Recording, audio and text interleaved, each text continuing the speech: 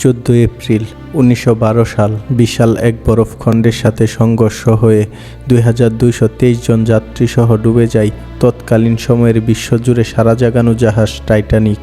সেই মর্মান্তিক দুর্ঘটনায় 2223 জন যাত্রীর মধ্যে মাত্র 606 জন যাত্রী প্রাণে বেঁচে ফিরেছিল। সেই দুর্ঘটনার পর কেটে গেছে প্রায় 115 বছর, তবুও টাইটানিক নিয়ে মানুষের কৌতূহল ও আগ্রহের কোনো কমতি দেখা যায় না। এখন অনেক গবেষক ও বিজ্ঞানীরা মনে করে সেই সময় টাইটানিক জাহাজ ডুবেনি, জাহাজটিকে ইচ্ছে করে ডুবানো হয়েছিল। চলুন টেন টিউবের আজকের এই ভিডিওতে আমরা জেনে আসি টাইটানিক জাহাজ নিয়ে কিছু ষড়যন্ত্রের কথা, যেগুলো শুনলে আপনারও মনে হতে পারে টাইটানিক জাহাজকে ইচ্ছে করে ডুবানো হয়েছিল। এর আগে আমাদের চ্যানেলটি সাবস্ক্রাইব করে না থাকলে সাবস্ক্রাইব করে অল অপশনটি সিলেক্ট করে রাখুন। টাইটানিক নিয়ে যতগুলো ষড়যন্ত্র হয়েছে তার মধ্যে অন্যতম সেরা হচ্ছে জেপি মর্গানের ষড়যন্ত্র। 19বিংশ দশকের শুরুতে মিলিয়নিয়ার ব্যাংকার হিসাবে বেশ নামডাক ছিল জেপি মর্গানের। ষড়যন্ত্র তত্ত্ব অনুযায়ী নিজের প্রতিদ্বন্দ্বীদের পৃথিবী থেকে সরিয়ে দিতেই জেপি মর্গান সেই সময় টাইটানিক ডুবানোর পরিকল্পনা করেছিলেন। এই সন্দেহ ডাল ফেলা মেলার কিছু কারণও ছিল। সেই সময় জেপি মর্গানের প্রতিদ্বন্দ্বী জ্যাকব অ্যাস্টর, ইসিডর স্টর্স এবং বেঞ্জামিন গুয়েনহাইম টাইটানিক জাহাজে একসাথে চড়েছিল। তাদের সাথে একই জাহাজে করে জেপি মর্গানেরও দেশের বাইরে যাওয়ার কথা ছিল, কি এক অদ্ভুত কারণে তিনি জাহাজ ঘাটেই থেকে যান। সেই সময় জেপি মর্গান বেঁচে গেলেও বাকি 3 জন জাহাজ দুর্ঘটনায় মারা যান। এই 3 জনই সেই সময় মর্গানের প্রস্তাব করা ফেডারেল রিজার্ভের বিরুদ্ধে অবস্থান করছিল। বিশেষ করে ইসিডর স্টর মর্গানের এই প্রস্তাবের বিরুদ্ধে খুব কঠোর অবস্থান নিয়েছিল।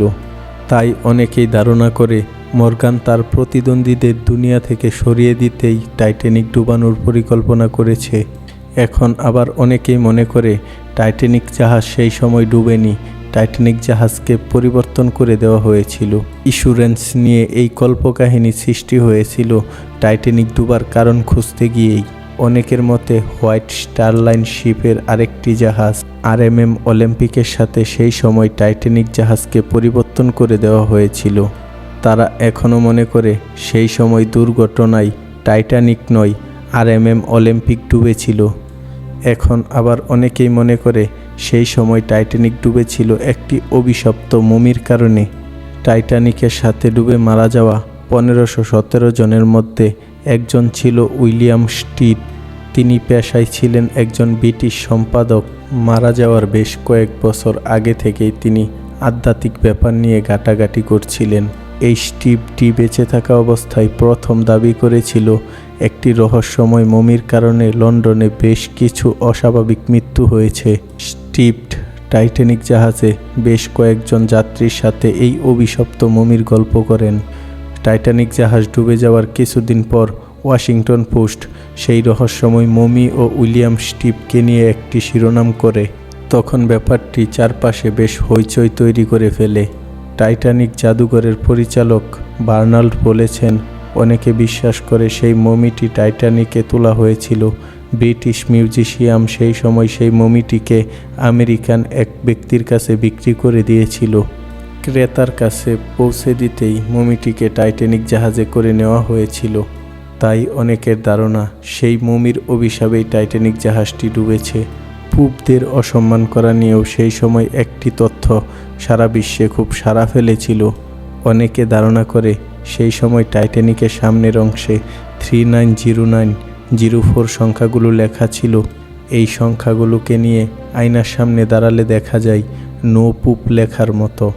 তাই অনেকে ধারণা করে পুবদের অসম্মানের কারণেই টাইটানিক জাহাজটি ডুবেছিল। তবে টাইটানিক জাহাজের নির্মাণকারী প্রতিষ্ঠান দাবি করে টাইটানিক জাহাজের গায়ে এইরকম কোনো অক্ষর লেখা হয়নি। তবে এখনও বেশিরভাগ মানুষ মনে করে সেই সময় টাইটানিক জাহাজটি ডুবে যাওয়ার অন্যতম কারণ হচ্ছে ঈশ্বরকে অসম্মান করা।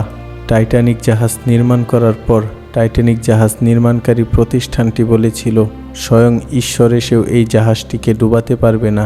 কিন্তু প্রকৃতির কি নির্মম পরিহাস দেখুন, সামান্য একটি বরফখণ্ডের সাথে ধাক্কা খেয়ে জাহাজটি ডুবে যায়। সেই সময় শুধু জাহাজটি ডুবেনি, জাহাজের সাথে থাকা 1517 জন যাত্রী মারা যায়। এসব ষড়যন্ত্র ছাড়াও টাইটানিক নিয়ে আরও অনেক ষড়যন্ত্র চারপাশে ছড়িয়ে ছিটিয়ে রয়েছে। এগুলোর মধ্যে কোনটিকে আপনার কাছে বিশ্বাসযোগ্য বলে মনে হয় কমেন্ট বক্সে জানিয়ে যাবেন। ধন্যবাদ।